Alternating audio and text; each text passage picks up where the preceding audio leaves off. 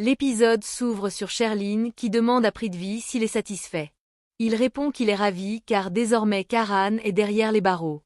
Il précise qu'il a agi ainsi uniquement parce que Karan s'était attaqué à Sherlyn et qu'il ne peut pardonner à celui qui lui fait du mal. Il ajoute qu'il a également vengé sa défaite, car Karan était devenu son ennemi juré et qu'il ne pouvait lui laisser aucun répit. Prita s'inquiète énormément pour Shrishti qui tarde à revenir. Un groupe de personnes discute de Karan en suivant une émission. Certains vantent son caractère et disent qu'il est un homme bien, tandis que le présentateur l'accuse d'avoir été pris en flagrant délit, affirmant qu'il a agressé une fille. Son porte-parole ajoute qu'il mérite cette sanction. Daddy, choqué, se demande comment on peut inventer de telles choses sur Karan. Sa sœur tente de la rassurer et pense appeler Prita, mais suppose qu'elle a déjà vu les informations. Le groupe de spectateurs continue de se diviser. Certains critiquent Karan, d'autres défendent son innocence. Karan, bouleversé, pense que Prita n'a même pas pris la peine de venir le voir. De leur côté, Prita et Shrishti débattent. Les gens semblent n'être intéressés que par les rumeurs. Shrishti décide de réagir et de les faire taire. Prita songe à prévenir Sarla de la situation. Elle reprend courage, convaincue que Sarla saura agir. Shrishti coupe brutalement le câble du téléviseur dans le café, déclarant que désormais les ragots cesseront. Prita allait téléphoner à Sarla, mais Shrishti l'en empêche, car Sarla est déjà informée. Elle souligne toutefois que Sarla ne soutiendra jamais Karan ni la famille Luthra, influente et fortunée. Pour Shrishti, il faut parfois briser une promesse si c'est pour sauver un être cher. Elles doivent aider Karan, parce qu'elles tiennent toutes deux à lui. Prita se rappelle pourtant avoir promis à Sarla et reste tourmentée. Sans se soucier de la maison Luthra, elle confie à Shrishti que son intuition la pousse à aller voir Karan, mais que la promesse à sa mère la freine. Shrishti insiste, elle-même était présente à la fête, elle a vu la fille avec Karan et pourrait témoigner immédiatement. Les deux sœurs se dirigent donc vers le poste de police. Monisha sort du commissariat et monte dans un taxi. De loin, Prithvi et Sherlyn l'observent depuis leur voiture. Prithvi reçoit un SMS d'elle, l'agent la raccompagne chez elle, mais ensuite elle viendra chez eux pour célébrer. Ils doivent acheter du champagne pour l'occasion. Chez elle, Karina se plaint à Mahesh de n'avoir pas pu voir Karan, l'inspecteur leur ayant interdit la visite. Mahesh l'interrompt sèchement, lui reprochant d'avoir provoqué la colère de l'inspecteur. Rishabh arrive et s'interroge sur l'invitation de l'ICB. Leur avocat souhaite savoir si seuls les joueurs de cricket étaient conviés ou si d'autres personnes extérieures figuraient parmi les invités. Vérifier la liste permettra d'identifier tout étranger suspect. La policière accompagne Monisha jusque chez elle avec bienveillance.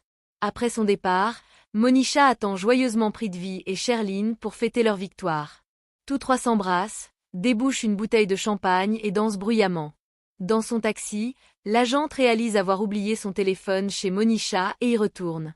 Prithvi allait décrocher, mais Monisha retrouve l'appareil à temps. Elle ouvre la porte, rend le téléphone à l'agente en prétextant aimer écouter de la musique pour se détendre. La policière repart. Prithvi admire la ruse de Monisha. Cette dernière jubile, se vantant d'avoir piégé Karan sans que personne ne s'en aperçoive. Prithvi espère que Karan restera enfermé au moins 10 ans. La mère de Sherlyn téléphone à Karina et lui conseille de verser une grosse somme pour faire taire la plaignante. Elle suggère même que Karan ait pu commettre l'acte, car c'est un jeune homme. Karina, furieuse, interdit à Sanjana de penser ainsi de son frère. Pendant ce temps, dans la voiture, Prita pleure en pensant à Karan. Shrishti la réprimande, ce n'est pas l'heure de se laisser abattre, mais de devenir sa force. Elle lui rappelle qu'on ne gagne pas une bataille avec des larmes. Prita promet alors d'aider Karan coûte que coûte, même si la famille Luthra s'oppose à elle. La mère de Sherlyn conseille à Karina de garder son calme et de régler les choses discrètement. Karina accepte l'idée, mais se demande ensuite comment gérer Sherlyn. Elle décide de lui parler plus tard.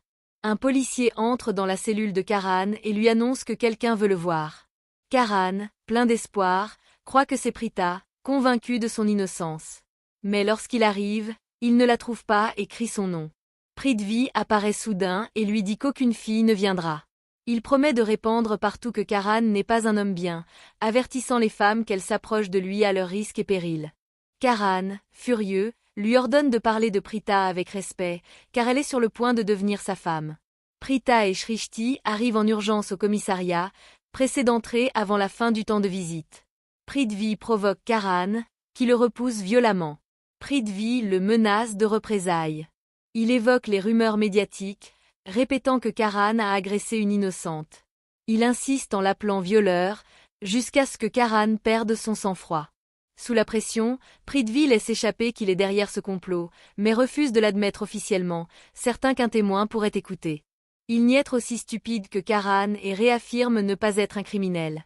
Karan, hors de lui, le provoque à son tour. Prithvi jubile de voir son ennemi si frustré, avouant que c'est la seule chose qu'il voulait obtenir, son humiliation. Prita et Shrishti supplient l'inspecteur de voir Karan, mais celui-ci refuse, le temps étant écoulé. Shrishti insiste avec force, rappelant que Prita est sa future épouse.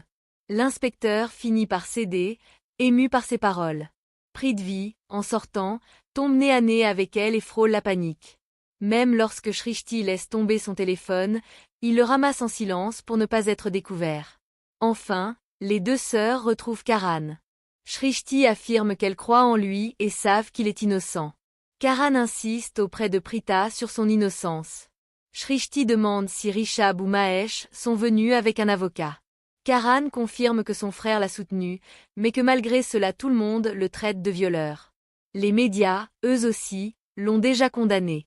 Prita l'encourage à ignorer ces accusations, expliquant que les gens ne font que suivre le troupeau, mais que la vérité finira par éclater.